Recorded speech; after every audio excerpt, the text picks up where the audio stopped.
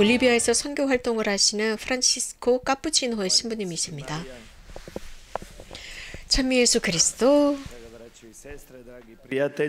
사랑하는 형제자매 여러분, 사랑하는 친구 여러분, 이곳에 있게 되어서 정말 기쁩니다. 여러분들과 있는 시간이 너무 좋아요. 작년에 스보니미르 신부님께서 저에게 전화를 하셔서 올 이 페스티벌에 참여하라고 하셨습니다. 그래서 체험을 나눠달라, 제 경험을 좀 나눠달라, 선교사로서의 나눠달라라고 했지만 작년에 올 수가 없었습니다. 바캉스를 받을 수가 없었고요. 지금 이제 제 휴가, 제가 2년 정도 볼리비아에서 지내고 2년 만에 휴가를 얻었습니다. 사실 저는 볼리비아에서 9년 동안 이 선교 사목을 하고 있습니다. 그래서 스보니미르 신부님께 감사드립니다. 마침 또 저를 초대해 주셔서 이렇게 휴가 기간에 올 수 있었습니다. 또 모든 볼리비아 분들에게도 인사를 드립니다. 8월 6일이면 볼리비아에서는 스페인으로부터 독립기념일입니다. 200주년 독립기념일입니다. 바로 오늘이에요. 200년 200년 되는 스페인으로부터의 독립기념일이죠. 특별히 제가 이 자리에서 여러분들에게 말씀드리고 싶은 것은 제 삶이에요. 저의 유년, 저의 경험, 제가 유년 시절에 겪었던 경험, 그리고 저의 선교 활동. 저는 보스니아 중부 지역에서 태어났습니다. 알차이드라고 하는 곳이에요. 43년 전에 그곳에서 태어났습니다. 제가 2살 되었을 때 교통사고로 어머니가 돌아가셨습니다. 엄마가 돌아가셨어요. 그래서 특별히 할머니가 저를 키워주셨어요. 그래서 할머니는 저의 2번째 엄마나 마찬가지예요. 그리고 제가 깨달은 것은 3번째 엄마가 계시더라고요. 복되신 동정 마리아이십니다. 저의 유년 시절은 자주 이런 말씀을 예수님께 드렸어요. 예수님, 당신은 너무 이기주의자예요. 당신은 엄마가 계시잖아요. 당신 옆에 엄마가 있잖아요. 저는 엄마가 없는데 제 엄마까지 뺏어가셨잖아요. 라고 했죠. 사실 저에게는 엄마 없이 사는 게 굉장히 어려웠어요. 특히 제가 어릴 때 그랬습니다. 그러다가 제가 자라면서 깨달은 것은 이게 그렇지 않다는 거였습니다. 제 말이 맞지 않다는 걸 깨달았죠. 왜냐하면 주님이신 예수님께서는 당신께서 십자가에 매달리셨을 때 누군가가 성모님, 그 순간 사실 예수님께는 너무나 중요하고 너무나 힘든 순간이었는데 당신 자신을 보지 않으셨어요. 당신 자신의 그 고통에 집중하지 않으셨어요. 이기적이지 않으셨어요. 오히려 당신이 사랑하던 제자를 봅니다. 그리고 그 제자에게 이분이 내 엄마야 라고 했습니다. 예수님께서 돌아가시는 모습을 보고 매우 슬퍼하는 당신이 사랑하던 그 제자에게 슬퍼하지 마, 이분이 내 엄마야 라고 하시는 겁니다. 그 순간 예수님께서는 당신의 고통에 집중하지 않고 그 어머니를 정말 필요로 하는 사람에게 어머니로 주신 겁니다. 그리고 나서 이분이 내 엄마야. 그리고 어머니에게 이 사람이 당신 아들입니다. 바로 거기에서 그 부분에서 저는 깨달았습니다. 우리 모두는 정말 그 사랑받던 제자와 같다고요. 그런 하느님의 사랑을, 자신을 향한 사랑을 깨닫는 사람들은 실제로 어머니를 모시게 된 겁니다. 마리아를 우리 엄마로 모신 격이죠. 실제로 수없이 우리는 무의식적으로라도 많은 것에 대해서 하느님에 관해서 불평을 합니다. 우리 삶에서 일어나는 것들요. 우리가 눈치채지 못하지만 실제로 그래요. 하지만 하느님께서 우리를 사랑하신다라고 하는 것을 우리는 깨닫지 못하고 불평, 불만을 잔뜩 늘어놓습니다. 메주거리에 혹은 그 외 다른 주님과 만날 수 있는 주님, 성모님과 만날 수 있는 다양한 곳에서 저의 이런 의식이 깨어났습니다. 동정 마리아가 내 엄마시다, 어머니시다라는 의식이 깨어났습니다. 나의 진짜 엄마? 물론 어머니 마리아가 우리 모두의 어머니라고 말하기보다는 my mother, my mommy라고 표현하고 싶어요. 내 엄마다, 내 어머니시다라고만 표현하고 싶어요. 성모님과 일치한 사람만큼 완전한 가정은 없습니다. 저는 사람들을 만날 때마다 사람들이 이런 말을 하더라고요. 저희 가정이 좋지 않아요. 지금 환경이 아주 악화되어 있습니다. 우리 집이 이렇고 저렇고 이래요. 등등. 하지만 저는 이런 생각을 합니다. 하나님께서는 우리에게 여러 다양한 시련을 주시고 그런 시련을 통해서 하나님과 함께 그것을 넘어서도록 해주십니다. 그래서 다른 사람들에게 그것을 모범으로 보이는 것입니다. 그렇게 힘들었던 가정 속에서 하나님께서 우리와 함께 걸어가시고 어떤 일을 하시는지 제가 어릴 때가 기억이 나요. 저는 예수님, 당신이 진짜 계신다면 이 손바닥에서 좀 보여주세요. 자, 여기 좀 와보세요. 라고까지 했어요. 저는 수없이 예수님께 그렇게 말했어요. 당신 정말 계세요? 그럼 제 손에 한번 와보세요. 라고까지 했습니다. 그러다 제가 27살 되었을 때, 사제가 되었을 때 제가 깨달은 것은 정말 예수님께서 제 손에 오셨더라고요. 그런 예수님이 진짜 제 손에 오셨습니다. 정말 작은 이비자에게 오셨습니다. 저에게 오셨어요. 많은 것 때문에 유년 시절에 상처투성이었던 저에게 제 손바닥에 그분이 오셨어요. 현존하시는 겁니다. 놀라운 일이었습니다. 하나님께서는 어쩌면 내가 원하는 그 순간에 대답하지 않을 수도 있습니다. 하지만 당신이 원하실 때 응답하시는 분이 하나님이시죠. 저희 유년은 두려움에 가득 찬 소년이었습니다. 아기였습니다. 이 모든 것을 여러분들과 나누고 싶어요. 진짜 저는 죽음이 두려웠어요. 유년 시절에. 왜냐하면 죽음이라고 하는 것은 너무나 공포스러운 거였습니다. 왜냐하면 엄마가 돌아가셨죠. 아버지도 돌아가셨죠. 할머니도 돌아가셨죠. 이런 모든 것이 저에게는 정말 불행이었습니다. 이런 모든 것이 저에게는 너무나도 무서운 박해였습니다. 그래서 저는 항상 기도했어요. 주님, 죽음의 순간이 왔을 때, 제가 사랑하는 사람들의 죽음의 순간이 왔을 때 청합니다. 그 슬픔, 그 죽음을 보는 그 슬픔, 그 순간적인 슬픔, 그 암흑, 그것이 지금은 그 죽음을 보겠지만 제 가족의 누군가가 죽게 되겠지만 이 성령, 영혼과 육신이 모두 저 하늘에 있게 해주세요 라고 기도하곤 했습니다. 여러분 모두에게도 말씀을 드리고 싶어요. 예수님을 만났을 때, 우리는 하늘에서 예수님을 만났을 때 우리들의 이런 죽음이라는 경험 이후 모두를 다 만날 거예요. 우리들의 구원자를 만나게 될 거예요. 제가 자주 우리가 예수님과 우정을 나누지 못하기 때문에 죽음이 두려운 거죠. 불행한 순간 아시시의 프란치스코 성인께서는 이런 말씀을 하셨습니다. 죽음이야말로 주님과 만나는 황홀한 순간이다. 고뇌의 순간, 그러면서 아시시의 프란치스코 성인은 고뇌의 순간이여 나의 누님이여 어서 오소서라고까지 했습니다. 그러면서 우리는 이렇게 죽음의 순간에 주님을 대면하고 만나게 되겠죠. 아버지가 돌아가셨고 할머니가 돌아가셨을 때 저는 항상 부활을 생각했습니다. 그 부활이 제 안에 깊숙이 들어왔습니다. 부활. 저의 죽은 그 친척들은 어디에 이렇게 떠도는 것이 아니라 그분은 주님과 함께 계시는 것입니다. 하늘나라에 주님과 함께 있는 거죠. 특별히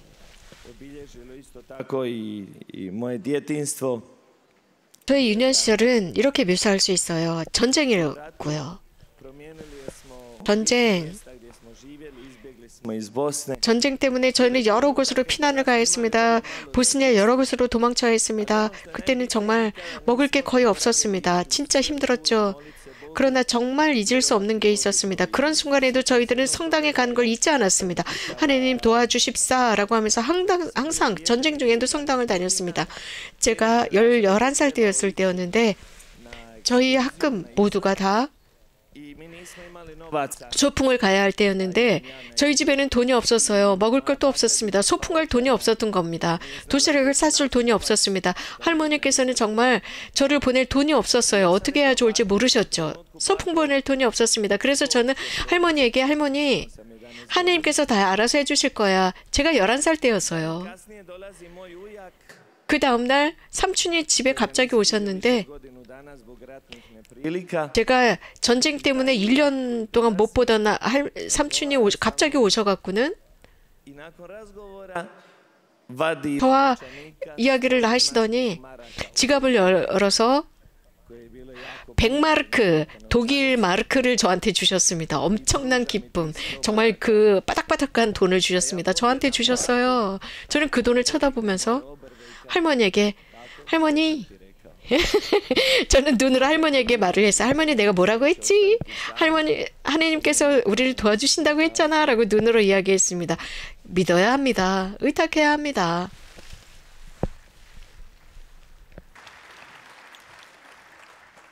Ja sam htio biti svećenik negdje od 5. godine života. I zbog ratnih 저는 5살 때부터 사제가 되려고 했습니다. 전쟁도 있었고, 그런데 하나님께서 프란치스코의 카푸치노의 회원들을 알게 되었고, 저는 프란치스코의 카푸치노에 입회했습니다. 그리고 사제로 수품 받았는데 자가브레에서 na poseban način početak 물어보니 등등. 제가 사제 생활을 시작하면서 특별한 것들이 있는데 사실 너무나도 사적인 것이라 다른 사람들이랑은 나누기가 어려웠어요. 그런데 여러분들에게 나누고 싶어요. 왜냐하면 하나님께서는 다른 사람들도 이런 저의 경험을 통해서 하나님께서 말씀하시지 않을까 싶어서 말씀을 드립니다. 제가 사제 수품을 받기 전에 저희가 그 피정에 들어갔습니다. 이 피정은 그 지도사제께서 날마다 5일 동안 하루에 3시간 현시된 성체 앞에서 3시간 동안 성체 조회를 하라고 했습니다. 아침에 1시, 오후에 1시간, 저녁에 1시간. 이런 식으로 저희들은 첫날부터 예수님께 그 성체 앞에서 무엇인가 나의 스토리도 말씀드리고 이런 거 저런 거 많은 이야기를 1시간 동안 드립니다. 그리고 두 번째 날은 또 똑같은 말을 반복하게 되더라고요. 이미 첫날 말씀드린 걸 또 똑같은 스토리를 말씀을 드리는 거예요. 무슨 말씀을 드릴까? 3일째 되는 날은 무슨 말을 드려야 할지 모르는 상태에 빠집니다. 이런 식으로 이런 영혼 상태로 그렇게 성체 앞에 앉아 있으면서 이런 식으로 이렇게 앉아서 바라보기 시작했어요. 여러분들 기억나세요? 내가 사랑하는 사람이 있으면 그 사람이 막 제잘제잘 이야기하는 걸 들으면 이렇게 바라보게 돼요. 말없이. 그냥 바라보는 것으로 충분해요. 아무 말도 하지 않아도 괜찮아요. 턱을 꿰고 그냥 듣는 겁니다. 사랑스러운 눈으로 듣지 않아요? 제가 그렇게 했어요. 하루 종일, 정말 하루 종일 턱을 꿰고 하나님, 예수님을 쳐다봤어요. 그분이 나를 바라보고 제가 그분을 바라보는 상태까지 됐습니다. 그리고 네 번째 날 예수님이 저에게 말씀하셨어요. 저는 분명히 뚜렷하게 그분의 말씀, 지극히 거룩하신 감시일로부터 들려오는 말을 들었습니다. 이비자, 내가 불렀을 때 응답했지? 나는 너의 희망을 채워주고 싶어. 너에게 선물을 주고 싶어. 너의 사제 수품식 때 너에게 선물을 주고 싶어. 제 수품식 때 선물을 주고 싶대요. 예수님께서요. 왜냐하면 내가 예수님께 응답했다고. 그래서 제가 그 순간 말씀드렸죠. 예수님, 저는요. 무엇인가를 원해요. 그런데 불가능할 거예요. 당신에게. 진짜 불가능한 건데 원합니다. 그러자 예수님께서 저에게 야, 이비자, 너 알지? 나 전지전능해. 나한테 불가능이 없잖아. 그래서 저는 예수님께 오케이, 좋아요. 그러면 저는 엄마를 끌어안고 싶어요. 돌아가신 엄마. 저 사제로 수품되기 전에 엄마를 포옹하고 싶어요. 네가 진짜 믿으면 가능해. 성체 안에서 그분께서 나를 포옹하시거든. 너도 그렇게 어머니께서 너를 포옹하실 거야. 모든 돌아가신 분들이 성체 안에서 포옹하실 거예요. 저는 그때 이제 성체가 그냥 단순한 빵 한 조각이 아니었습니다. 그 안에 성체 안에 그 축성된 성체, 그것은 예수님의 현존이었고 축성된 성체 안에 모든 천국이 있었습니다. 그래서 그 성체가 저에게는 너무나 놀라운 것입니다. 그래서 제가 사제 수품을 받기 전에 이미 성체는 천국이었습니다. 파라다이스였습니다. 저는 여러분 각자에게 이 말씀을 꼭 드리고 싶었습니다. 여러분들이 예수님을 환영했을 때 예수님만 환영하는 것이 아니라 여러분 성부와 성자와 성령까지도 복되신 동정 마리아와 모든 파라다이스 천국을 여러분들이 끌어안는 것입니다. 여러분들 꼭 이렇게 인식하십시오. 여러분들의 마음에 누가 계시는지 인식하십시오. 제가 사제 수품을 받고 난 뒤에 I kad sam postao svećenik i slavio moju prvu svetu misu, u tom trenutku 천미사 때 그 순간 제가 성체를 이렇게 들어 올렸잖아요. 그 순간 제가 깨달았습니다. 주님, kakvom se sirotinjom ti služiš i siromahom 주님, da dođeš na ovaj svijet. U tom trenutku sam 이렇게 비천하고 너무나도 비천한 이 세상에서 가장 비천한 제 손 위에 당신이 들려 있군요. 이런 비천한 제가 당신을 들어 올렸군요. 이렇게 비천한 저를 통해 세상에 오셨다니요 라는 생각이 들었습니다. 예수님은요 사실 당신에게 봉사하라는 일꾼들을 부르실 때 완전한 사람을 부르지 않는다는 겁니다. 단지 그분께서는 완독으로 우리를 부르실 분입니다. 그래서 이 기간 페스티벌에서 주님의 목소리나 주님께서 어떤 음성을 들었을 때 저 죄인이에요. 저 죄 짓고 있어요. 저 능력이 안 돼요. 저 빛은 이런 느낌을 받더라도 주님께 예스라고 하십시오. 어느 날인가 예수님께서 여러분들의 사제나 수도자로 불렀을 때 분명 주님께서는 여러분들을 완전한 사람들을 부르지 않으세요. 그냥 그 부르심, 완전해지라고 부르시는 겁니다. 완덕으로 부르는 거죠. 주님께서 저에게 주신 그 선물은 또 제가 선교사가 되는 거였습니다. 이것은 즉 사제 성소 안에서의 또 다른 성소였습니다. 마더 데레사나 혹은 저희 크로아티아의 선교사들 등등 네가브리치 등 뿐만 아니라 순교자인데 završio svoj život tragičnom smrću u Ruandi, Fravijeke Ćuriće, za kojega vjerujem da će jednoga dana 루안다에서 돌아가신 분인데 주르체 분입니다. 이분은 곧 복자로 시복될 분입니다. 이런 분들의 모범을 따라서 저도 그분들처럼 이런 세상에 예수님을 전하고 싶은 선교사가 되고 싶었습니다. 그러면서 저희 장상들께서는 저를 선교지로 파견하셨고 이런 선교 지역으로 가기 위해서는 오랜 여정이 필요합니다. 선교라고 한다면 먼 나라로 가는 것만이 선교가 아닙니다. 저는 제 안에서 이런 열정이 있었지만 그 선교라고 하는 것은 제가 있는 그 자리에서부터 시작이 되는 것입니다. 그런데 사실 저에게 이런 허락을 해주시기 전까지는 저는 늘 불안했습니다. 그러다가 저희 카푸치노의 로마 총장께서는 어디로 가고 싶으냐라고 했을 때 저는 어디로 가고 싶은 게 아닙니다. 저는 그냥 주님께서 저를 보내시는 그곳에 있겠습니다. 그래서 항상 저는 개방되어 있습니다. 장상들께서 라틴 아메리카를 보내든 아프리카를 보내든 저는 상관없습니다. 저는 어디로 가고 싶다 그거는 없습니다. 그냥 주님이 계신 곳에 가겠습니다.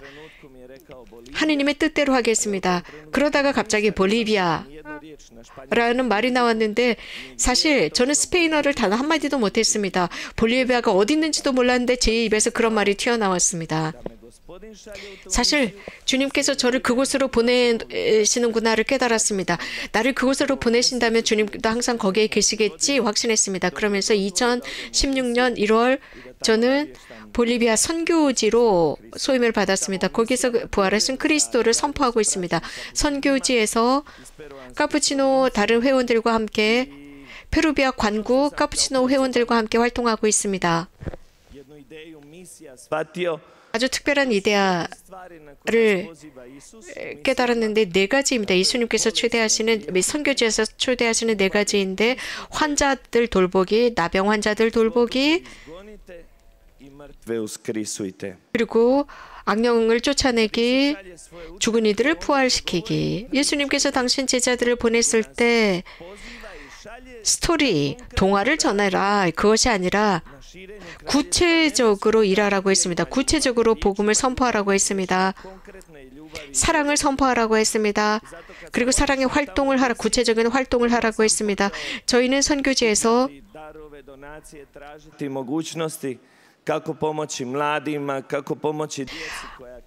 가난한 사람들, 젊은이들을 어떻게 도와줄까 많은 여러 도움을 청하기 시작했습니다. 그래서 많은 환자들, 나병 환자들, 어린이들, 도움을 필요로 하는 사람들, 이런 사람들을 위해서 많은 모금 운동을 했고 그러면서 저희들에게 새로운 길을 열어주셨습니다. 새로운 환경도 보여주셨습니다. 그러면서 그들을 어떻게 도와줘야 할지 알려주셨습니다.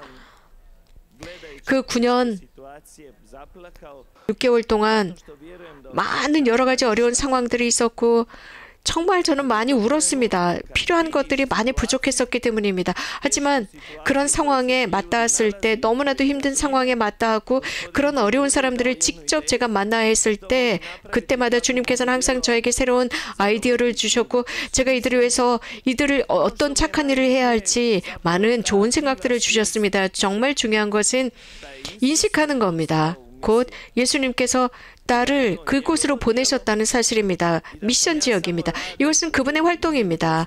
저는 단지 그냥 일꾼일 뿐입니다. 주님의 밭에서 일하는 노동자일 뿐이에요. 우리가 이것을 분명히 인식해야 합니다. 그러면 주님께 말씀드릴 수 있어요. 저는 늘 또 이렇게 기도하고 말씀드립니다. 주님, 저보다는 훨씬 더 인텔리하고 훨씬 더 거룩하고 훨씬 더 멋진 선교사들이 있습니다. 그런데 저 같은 사람을 선교지에 보내셨습니다. 그리고 나서 필요한 모든 힘과 카리스마와 힘, 모든 필요로 하는 것들을 저에게 주셔서 제가 이러한 선교 사명을 수행할 수 있도록 해주셨습니다. 주님, 저의 삶의 상황, 저희 선교지의 상황에 관해서 기꺼이 여러분들에게 말씀을 드리겠습니다. 이미 저의 이야기를 들으신 분들은 잘 알고 있지만 모르는 분들을 위해서 말씀을 드립니다. 테스티모니라고 하는 것, 생생한 체험을 들려드리고 싶어요. 1년.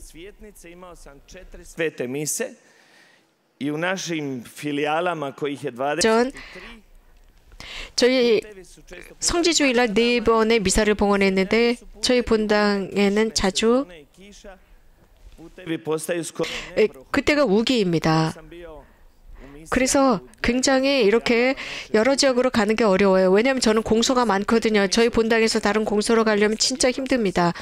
그래서 4개월 동안 4개 지역을 방문해야 되는데 우기라서 정말 진흙탕 속에서 뒹굴러야 했습니다. 그래서 4개월 동안 4개의 공소를 방문할 수밖에 없습니다. 그리고 5번째 공소를 가야 하는데 그래서 미사를 봉헌해야 했는데 그날은 성지주일이었습니다. 그런데 의사들이 하는 말이 이비자 신부님, 비가 너무 많이 와요. 도저히 거기 그 밀림 지역 갈 수 없습니다. 차로 움직일 수 없습니다. 가실 수 없어요. 라고 하더라고요.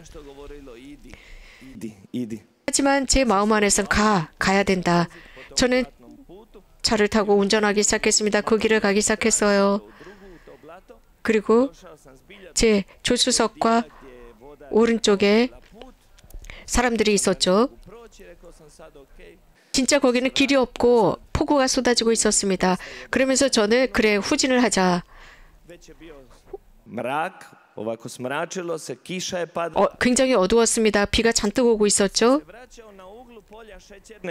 그러다가 사실 더 전진을 할 수가 없어서 다른 곳에서 멈춰서 하룻밤을 지내려고 했습니다. 그러다 거기서 어떤 노인분을 만났는데 그분이 어깨에 무엇인가를 쥐고 있더라고요. 저는 하느님의 천사로 느껴졌습니다. 왜냐하면 누군가가 그런 한밤중에 그런 지역에 그 밀림 지역의 폭우 속에서 누군가가 있기는 불가능합니다. 제가 물었습니다. 여기 길이 있나요? 라고 물었습니다. 그랬더니 자, 저기 굉장히 큰 진흙 구덩이가 있었거든요. 도저히 갈 수가 없었습니다. 그런데 그 노인께서 예, 길이 있어요. 라고 하는 겁니다. 그래서 그분과 함께 다른 길로 돌았습니다. 그런데 그분께서는 다른 곳으로 갔는데 사라졌습니다. 더 이상 만나질 못했습니다. 실제로 글로 가서 제대로 된 길을 찾을 수 있었고 나중에 보니까 거기에 엄청난 진흙 구덩이가 있었습니다. 정말 거기에 빠졌다면 저는 생명을 잃었을 것입니다. 물론 저는 사륜 구덩이였지만 그곳에서는 도저히 나올 수 없는 깊은 진흙 구덩이였습니다. 만약에 그 노인이 없었다면 정말 위험했었죠.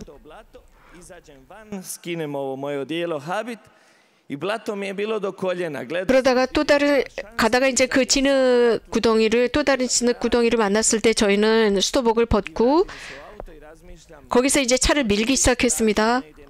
굉장히 어두웠습니다. 그런데 도저히 불가능했습니다. 그러다가 걸어서 사람들에게 가서 도움을 청할까 아니면 내일 아침까지 이 차에서 있다가 여기를 지나가는 사람에게 도움을 청할까 내 차를 밀어달라고 도움을 청할까 별의별 생각이 다 들었습니다. 그러다가 제 의자 조수석에 축성된 성체가 있었습니다. 다른 공소에서 미사를 드리고 남은 성체였습니다. 저는 그 성체를 바라고 예수님께 말씀드렸어요. 예수님, 제가 여기서 죽기를 바라지 않으신다면 우리 둘이 이 차에서 자죠. 자고 나서 그리고 나서 이 차를 우리 둘이 밀어보죠 라고 예수님께 말씀드렸어요. 그리고 나서 다시 한번 밀어봤습니다. 차를. 그리고 엑셀을 밟았습니다. 예수님, 오른쪽을 좀 밀어주세요. 예수님, 당신이 좀 밀어주셔야 해요 라고 말씀을 드렸어요.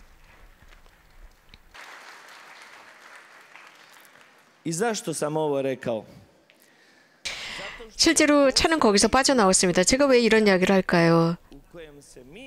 우리들의 삶 속에서는 많은 진흙 구덩이가 있죠. 그것은 저희들의 밀림 지역만 있는 게 아닙니다. 우리는 삶을 살아가면서 죄라는 이런 진흙 구덩이에 빠집니다. 그런데 정말 주님이 살아계신다는 것을 믿을 때, 그분이 함께 하신다는 것을 믿을 때 우리는 우리들의 진흙 구덩이에서 나올 수 있습니다. 자유로워질 수 있습니다. 그러니 항상 주님을 의지하고 사십시오.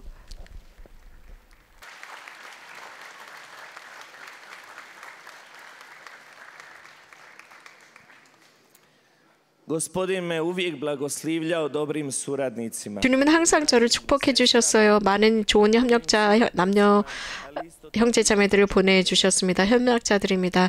그리고 은인들도 보내주셨어요. 정말 이 선교지에서 우리는 주님께서 세상을 향해 펼친 손이 되고 싶어요. 저희들은 사람들 사이에 살고 있습니다. 하지만 실제로 우리는 하느님의 일을 하는 겁니다. 정말 우리에게 중요한 것은, 이 선교지에서 중요한 것은 주님께서 여러분들을 그곳에 보냈다는 사실입니다. 파견했다는 것입니다. 동시에 우리가 알아야 하는 것은 주님을 위해서 우리가 주님을 섬기는 순간이라는 겁니다. 가난한 사람의 눈, 고통당하고 병든 사람들의 눈으로 볼 때 우리 선교사들은 항상 주님을 보는 것과 같습니다. 저는 성격상 어떤 것들, 즉 다른 사람들의 상처를 보는 게 굉장히 어려워요. 특히 누가 상처받아서 거기서 피가 난다거나 이런 걸 보면 저는 보지 못해요. 그 정도로 제가 약하거든요. 그런데 아픈 사람들, 상처받은 사람들 sak으로 저를 보내주셨습니다. 그래서 저는 자주 그런 것을 볼 때마다 주님, 어려움으로부터 저를 구해주세요. 그런 것들을 보지 않게 해주세요. 이런 사람이었지만 고해 성사를 집전할 때마다 열려있는 상처들, 피가 흐르는 그런 사람들의 상처를 고해로 듣습니다. kojom je micao muhe koje bi dolazile na njegovu ranu. Ja sam ga ispovijedao i davao mu bolesničko pomazanje. 정말 상처받은 사람들, 그래서 병든 사람들, 그래서 이 파리가 와서 그 상처를 빠는 이런 사람들을 만났을 때, 그의 고해를 들었을 때 그 순간 그에게서 느꼈던 그 고름 냄새, 상처가 썩는 그런 냄새가 고해가 끝난 뒤에 아주 특별한 향기로 느껴졌습니다. 그래서 주님께서 저에게 보여주신 것은 그렇게 고통받는 사람, 내가 사랑을 베푸는 그 사람 속에 하느님이 계신다는 것을 깨달았습니다. 몇 주 전이었어요. 성령 강림 대축일 때였는데 저는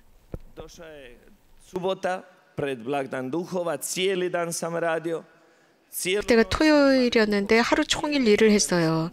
그리고 밤새도록 저희가 철야 성체조배를 하고 복음을 읽고 묵상을 하는 기도회를 했습니다. 그리고 아침 6시에 끝났습니다. 그리고 저는 샤워를 하고 다른 공소에 가서 미사를 봉헌해야 했습니다. 그날 오후 내내 정말 바빴습니다. 그리고 저녁에 되어서 정말 죽을 것처럼 지쳐서 본당으로 돌아왔다가 다시 환자들을 방문하자라고 했습니다.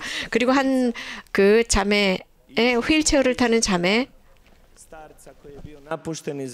함께 독거노인을 방문했습니다. 혼자 사는 분이죠. 도움이 필요한 분이었습니다. 그 휠체어에 앉았던 자매는 아주 흥미로운 자매예요. 이 자매는 12살 먹은 자매인데 휠체어가 필요했습니다. 어디에도 휠체어가 없었어요. 저희는 돈이 없었습니다. 정말 휠체어를 사줄 돈이 없었던 거예요. 그래서 저는 제 그 협력자 자매에게 말씀드렸습니다. 우리 휠체어 살 수 있어요. 하나님께서 분명히 사주실 거예요. 하나님께서 돈을 주실 거예요. 라고 했습니다. 그 순간 저는 결심했습니다. 휠체어를 사자. 물론 그러고 나서 한 10분 뒤에 페이스북에 메시지가 하나 떴습니다. 어떤 자매님께서 저는 누군지도 모르는데 제 페이스북에 글을 썼더라고요. 어떤 분인지도 몰라요. 그런데 이비자 신부님의 활동을 제가 페이스북에서 보고 있습니다. 도움이 필요한 아이를 돕고 싶어요. 그리고 돈을 보내고 싶어요. 라는 메시지가 딱 뜬 거예요. 저는 그 자매에게 바로 사진을 보냈습니다. 그 휠체어가 필요한 자매의 사진을 보냈습니다.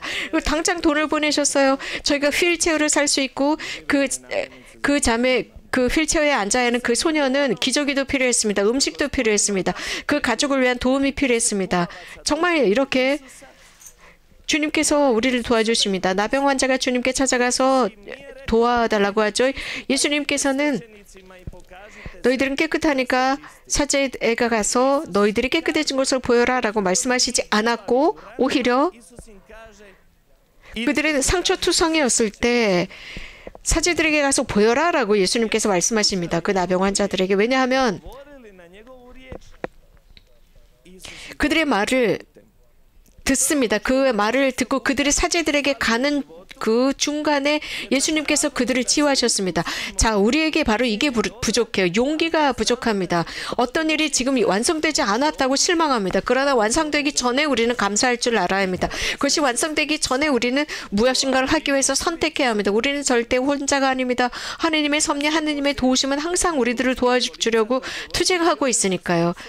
그리고 그 휠체어를 샀습니다. 그래서 그 휠체어를 타고 그 자매가 직접 그 독거노인 집을 방문했습니다. 그 집은 거의 무너질 상태였습니다. 왜냐하면 진흙 벽돌로 지었는데요. 그리고 이 지붕은 빨막가지로 덮은 그런 너무나도 가난한 집이었습니다. 그 노인은 독거노인은 침대에 누워 계셨습니다.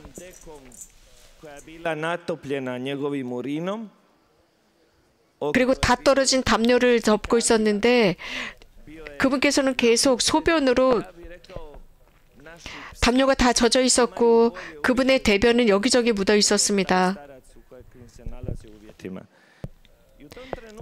그 노인보다 우리는 훨씬 더 나은 삶을 살고 있다고 생각했습니다. 저는 그 환자들을 방문하고 나서 이분이 예수님이다. 예수님을 혼자 여기 둘 수는 없어. 예수님께서 저 병상에 누워 계셔. 저기에 누워 계시는데 나는 너무나 편하게 살고 있지 않은가. 내가 어떻게 저분을 놓고 갈 수 있을까. 저는 그분에게 자, 형제님을 위해서 기도해 드릴게요. 그리고 저는 수도원으로 가서 저녁을 먹어야 했는데 꼭 예수님을 그 집에 놓고 가는 것 같았습니다. 그때 이러는 그 선교지 일을 우리 여의사가 많이 도와줍니다. 그래서 그 의사에게 제가 약과 음식 모두 필요한 거 다 제가 드릴 테니까 저분을 병원에 좀 제발 입원시켜 주세요라고 그 의사에게 부탁했습니다. 그래서 이런 정말 너무나도 열악한 상황에서 이분을 좀 병원으로 입원시켜 주십시오. 그날은 주일이었거든요. 그러니까 이 의사가 월요일날 데려갈까요? 라고 했습니다. 그래서 제가 안 돼요. 만약에 이 노인 환자를 데려가지 않으면 저도 여기서 떠나지 않을 거예요. 그리고 저는 거기에서 계속 기다리고 또 기다리고 기다렸습니다. 그러자 10분 뒤에 그 의사가 전화를 했습니다. 그리고 나서 그 여의사가 전화를 해서 오케이 좋습니다. 병원에 오늘 입원시킬게요. 그리고 앰뷸런스를 부르겠습니다. 그렇게 저희는 그 할아버지 목욕을 다 시켜드리고 병원에 입원을 할 필요한 모든 것을 다 준비시켜드리고 앰뷸런스에 실어서 병원에 입원시켰습니다. 예수님을 입원시킨 거예요. 그렇게 예수님을 입원시킨 뒤에 저는 편안하게 잠을 잘 수 있었습니다. 이런 식으로 우리는 사람들 속에서 예수님을 만납니다. 고통당하는 사람들 속에서 예수님을 알아보는 겁니다. 그분께서는 정말 우리들을 통해서 활동하고 싶어 하셔요. 예수님은 다른 발이나 손이 없어요. 바로 예수님의 손과 발은 우리들의 손과 발이니까요.